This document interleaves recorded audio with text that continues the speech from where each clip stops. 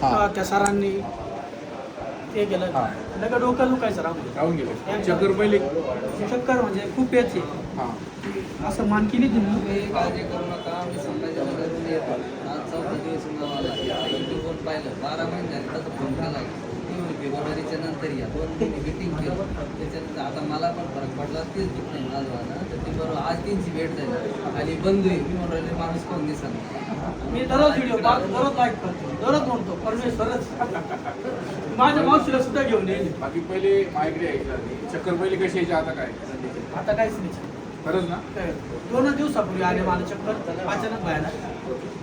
चक्कर आले तर ते मी ना 2 दिवस सारखं मोबाईल पाहतो आणि उशी घेतल्या गेली सकाळी पैठणला जायचं म्हणजे मडीची यात्रा होती मग मडीला जाऊन आलो 600 किलोमीटर गाडी चालवली इकडं काहीच वाटत नव्हतं गाडी रिवर्स घ्यायला गेलो का मला थोडासा झटका यायचा चक्कर यायची अशी मी म्हणले हे पाहतो ते काही ना म्हणलं चला पावसाला घेऊन जाऊन आपण येतो एकदा भेटलो तुम्ही म्हणे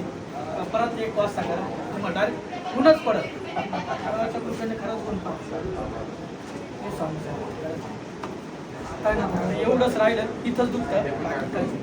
म्हणजे तुमच्यासारखे बरेच पेशंट आहे ते त्यांना असा त्रास आहे पण ते ₹1000 घालून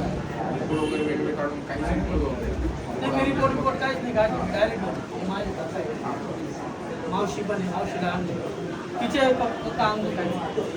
तिचं तर सगळं काढले रिपोर्ट मग त्याला ही माहीत नव्हतं आताच 3-4 महिने तुम्ही ओके ना एकदम ओके पहिले डोकं दुखायचं त्याची ट्रीटमेंट केली डोकं दुखलं का अजिबात अजिबात तुम्ही गोष्ट आम्ही गोष्ट